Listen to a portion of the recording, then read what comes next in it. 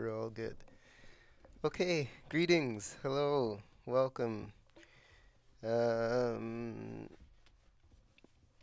Welcome to June.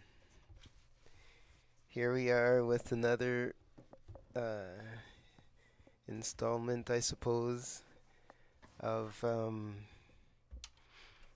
the wound dress journey. Groundings with languages of land and soul. Live beats with presence. Just your Wednesday groundings. Where I share the things and the revelations that happen during the week. So, interesting to note this week is we received a sign. So, I got a used sign. I'll show a picture later sometime. But it's, one of those signs that you can change the letters on it. It's old, and it certainly doesn't have any neon backlights or anything. But it's a nice sign, and you know, I got it sure for making some announcements and stuff, but I think the thing I really want to do is to put some poetry on there. You know what I mean? 'Cause it's a busy road, people drive by all the time, and I'd just like to kind of share share some of the farm wisdom, the farm revelations. Like this week, for instance, "Oh, to land with trust in self." So here, land can be an action, or land can be a noun. What do you think? Can be both. "Oh, to land with trust in self." It can be an action or a noun. So the action, of course, is if you're flying or just moving through air or whatever, and then you land. Oh, to land with trust in self, right? Then there's also land. Going to land. Oh, to land with trust in self. And then see what happens once you live on the land with trust in yourself. That's not the only thing. This week also I was thinking about feeling. And feeling is also, you could do as an act or you can do as a noun, right? As a verb or as a noun. What did I say here? Let's see. Feeling, an act of bringing in, right? Feeling is an act of bringing in, or as a noun, um, could indicate internal resonance. Feeling, internal resonance. It's an act of bringing in, and then once it's inside, it's does it resonate with something inside, right? That's how it goes. So that's where we are today. All right, to land with trust in self, but really it's a discussion about land and feelings as verb and as noun.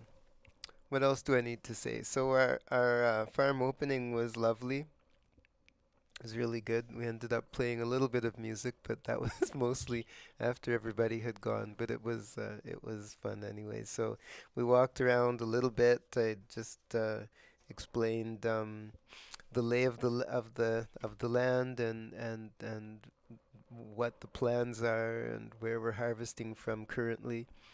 So that was nice. And then just people came and we sampled some nice asparagus, but then there was also some pea shoots going on, and there was some lemonade, and there was interesting baked goods available. That was nice, and some other produce. So it was great for people to connect like that in a pretty relaxed atmosphere. So it was enjoyable. So the next one is probably going to be July the 12th. That's going to be the week after my mother's big 100th birthday thing at the Cars RA. And then so the week after the 12th here, we'll have something on the Sunday with a little bit more music. Okay, so tune in for that, and that will be lovely.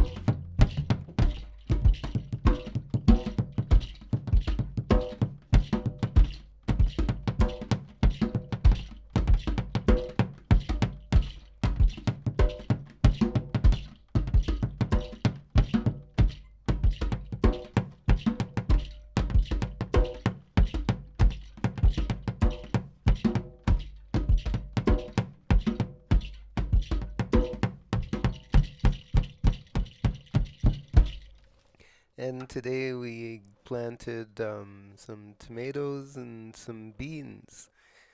So it's the first week in June. So that's kind of on par for normal, I guess. And then probably next week I'll plant the squash and so on. They do need a long season, but at the same time, they really don't like to do anything if the soil isn't quite warm enough or the air temperature isn't quite warm enough. You know, they like a little bit more heat to get started. So it's been a few years of trying that and always starting early and then not getting much. So then I replant usually, and then the second planting I'll get something because they need that warmth to germinate. And some of the grains like sorghum and millet, they kind of appreciate that kind of extra time to warm up, you know, before putting them in the soil. But that's a lesson to learn because always, you know, you understand that these things kind of need long season, and so you want to give them as much time as possible, you know, but they really don't like to sit in cold for any kind of period of time, especially when it's time for them to wake up. So they don't like to wake up in the cold. I don't like to wake up in the cold. You know, my daughter doesn't like to wake up in the cold, and probably a whole bunch of other people don't like to wake up in the cold either. So, you know,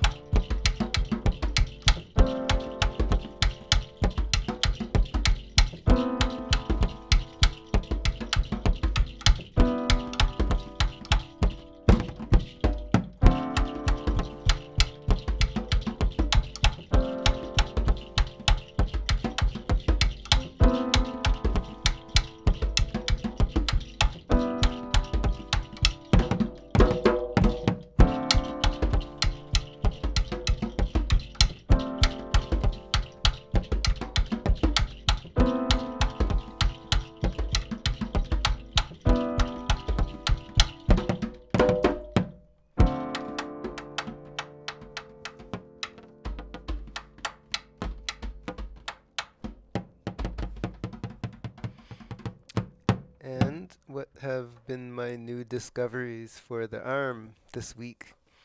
Well, this week the new discovery is hoeing and stuff continues to be manageable. Nothing extraordinary is happening with my shoulder and my arms there. Um, but what's really causing problems is this week is the putting on and the taking off of clothes. hmm So I have a pair of these overalls or coveralls, um, which are fairly close fitting, and they're a bit of a problem. Sometimes I need some assistance. Um, Most of my other clothing is fairly loose, so it's kind of easy to put on and take off and stuff. But these kind of shoulder twisty things that allow you to put your sleeves in this way, these kind of twisty kind of movements really cause some serious discomfort. Um, but the exertion and the force involved in hoeing seems to have little to no effect. So still trying to figure out what's going on in this awesome body, but it's forcing me to pay attention. So I remember Kevin would always talk about something about stretching and limber and something and ready to live the human experience or something. I forget how he put it. But he just reminded me, that stretching is really quite important. It puts you in contact with your own body. It focuses some attention on your own body, and kind of just that attention alone, will give it some strength to pass through whatever trial it's going through at the time. So stretching makes a bit of a difference, just general stretching, and then also I have my sheet of exercises which I'm trying to do, and then they're going to get me in to have a look at this shoulder sometime in the next month or so. So that's the update that I'm giving you there about my shoulder and how it's working out. But again, these are playing drums and piano is kind of not affecting anything yet. Excuse me.